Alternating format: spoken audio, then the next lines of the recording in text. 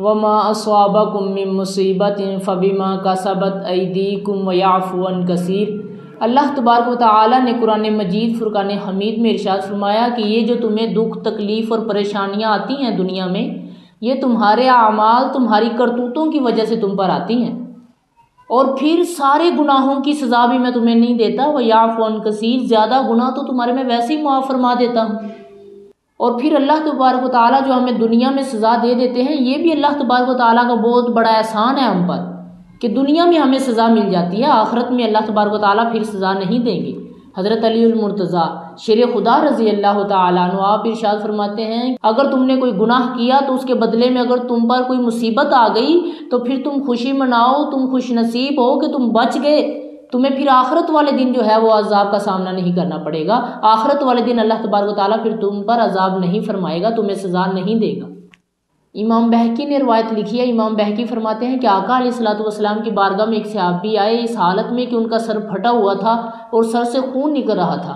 آقا علیہ الصلوۃ والسلام نے ارشاد فرمایا، میرے صحابی کیا ہوا تجھے، ایسی حالت کیوں ہے؟ تو عرض کرنے لگے، یا رسول اللہ صلی اللہ علیہ وآلہ وسلم، راستے میں نے ایک عورت کو دیکھ لیا، جیسے ہی میں نے اس عورت کو دیکھا آگے ستون تھا، میرا سر لگا اور سر پھٹ گیا۔ تو آقا علیہ الصلوۃ والسلام نے ارشاد فرمایا، میرے صحابی شکر کر کے تجھے سزا جو ہے وہ دنیا میں ہی مل گئی، آخرت کی سزا سے تو بچ گیا۔ تو جو ہمیں دنیا میں سزا ملتی ہے تو وہ اللہ تبارک و تعالیٰ کی طرف سے احسان سمجھو کہ اللہ تبارک و تعالیٰ تمہیں دنیا میں ہی سزا دے دیتے ہیں، پھر آخرت والے دن اللہ تبارک و تعالیٰ وہ سزا نہیں دیں گے، امید کی جا سکتی ہے۔ مگر بعض گناہ ایسے بھی ہیں جن کی سزا دنیا میں بھی ملے گی اور آخرت والے دن بھی ملے گی۔ ایک دن جب آقا علیہ الصلوۃ والسلام قبر کا عذاب اور آخرت کا عذاب صحابہ اکرام کو سنا رہے تھے تو ایک صحابی نے عرض کیا، یا رسول اللہ صلی اللہ علیہ وآلہ وسلم، میں تو اللہ تبارک و تعالیٰ سے یہ دعا کروں گا کہ اللہ تبارک و تعالیٰ مجھے سارا عذاب دنیا میں ہی دے دے، کیونکہ میں اتنا عذاب نہ قبر کا اور نہ آخرت کا برداشت نہیں کر سکوں گا۔ تو آقا علیہ الصلوۃ والسلام عرض کرنے لگے، اے میرے پیارے صحابہ، تم دنیا میں بھی اللہ تبارک و تعالیٰ کا عذاب نہیں برداشت کر سکتے، بلکہ تم یوں دعا کرو کہ ربنا آتنا فی الدنیا حسنۃ وفی الآخرۃ حسنۃ وقنا عذاب النار، کہ اللہ تبارک و تعالیٰ ہمیں عذاب سے بچائے،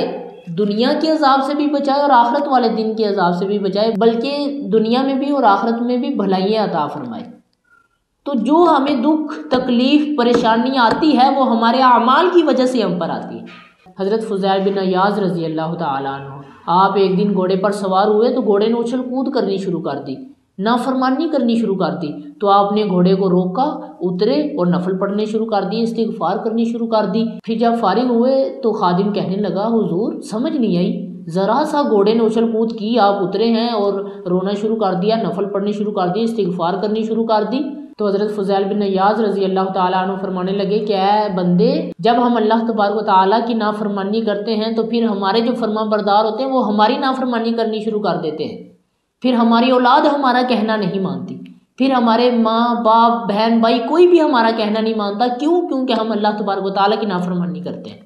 تو حضرت فضیل بن عیاض فرمانے لگے کہ جب میں اس پر بیٹھا اور اس نے اچھل کود کی تو میرے ذہن میں یہ بات آ گئی کہ اللہ تبارک و تعالیٰ کی میں نے ضرور کوئی نہ کوئی نافرمانی کی ہے جس کی وجہ سے یہ میری نافرمانی کر رہا ہے۔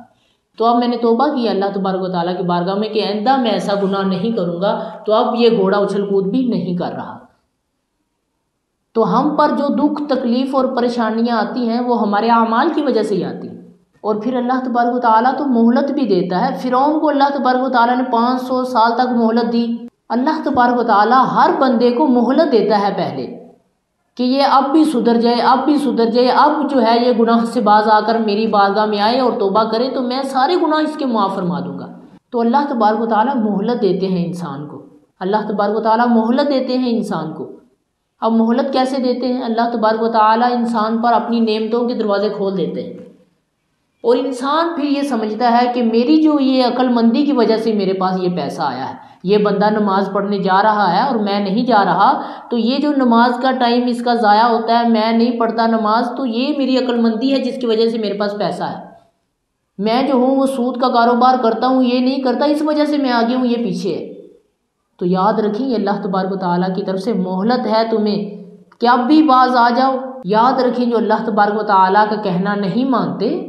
جن اوقات میں اللہ تبارک و تعالیٰ نے کام کرنے کا حکم دیا ان اوقات میں کام کرو، جن اوقات میں اللہ تبارک و تعالیٰ نے کہا کہ یہ میرے لیے خاص ہے ان اوقات کو اللہ تبارک و تعالیٰ کے لیے رکھو۔ جس وقت میں اللہ تبارک و تعالیٰ نے ارشاد فرمایا کہ میری عبادت کرو، جو بندہ اس وقت میں اللہ تبارک و تعالیٰ کی عبادت نہیں کرتا ان پر پتہ ہے کیا عذاب آتا ہے؟ حضرت داؤد علیہ السلام کی قوم پر عذاب آیا تھا۔ کیوں عذاب آیا تھا؟ کیونکہ اللہ تبارک و تعالیٰ نے ارشاد فرمایا تھا کہ تم نے ہفتے والے دن مچھلیاں نہیں پکڑنی۔ انہوں نے اس وقت میں اللہ تبارک و تعالیٰ کی نافرمانی کی، اس وقت میں وہ کام کیا جس وقت میں اللہ تبارک و تعالیٰ نے انہیں منع فرمایا تھا۔ اللہ تبارک و تعالیٰ نے منع فرمایا تھا کہ ہفتے والے دن تم لوگوں نے مچھلیاں نہیں پکڑنی، وہ پھر بھی پکڑتے تھے۔ جس وقت میں اللہ تبارک و تعالیٰ نے جس کام سے روکا وہ اس کام سے نہیں رکے تو اللہ تبارک و تعالیٰ نے عذاب نازل کیا، اور ایسا عذاب دیا کہ اللہ تبارک و تعالیٰ نے بندر بنا دیا انہیں،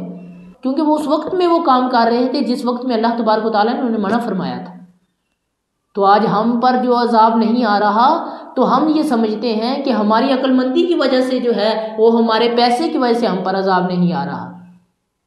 تو ذرا سوچیں کہ ہم پر عذاب کیوں نہیں آ رہا، کیونکہ اللہ تبارک و تعالیٰ نے ارشاد فرمایا وَأَنْتَ فِيهِمْ، اس لیے کہ حضور صلی اللہ علیہ وآلہ وسلم کے صدقے سے اللہ تبارک و تعالیٰ نے ہمیں بچایا ہوا ہے ایسے عذابوں سے۔ آج ہم سمجھتے ہیں کہ ہم پر عذاب نہیں آ رہا، ہمارے جو ہیں وہ شکلیں بندر نہیں بن رہی، ہم جو ہے وہ غرق نہیں ہو رہے، ہماری اولادیں نافرمان ہو رہی ہیں، تو کیا یہ اللہ تبارک و تعالیٰ کی طرف سے عذاب نہیں؟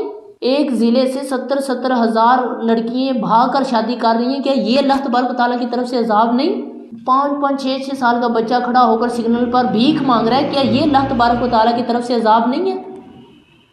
تو خدا را ہوش کے ناخن لیں اور توبہ کریں اللہ تبارک و تعالیٰ سے کہ یا اللہ ہم نے جو بھی گناہ کیے ہیں اس پر معاف فرما، آج کے بعد ہم 5 وقت کی نماز پڑھیں گے، سودی کاروبار بھی نہیں کریں گے، جھوٹ بھی نہیں بولیں گے، اور ہر برائی سے بچیں گے، اور ہر وہ کام کریں گے جو تیری رضا کا سبب بنے، جو تیری ناراضگی کا سبب بنے، ہم ایسا کام ہی نہیں کریں گے۔ دعا ہے کہ اللہ تبارک و تعالیٰ ہمیں عمل کرنے کی توفیق عطا فرمائے۔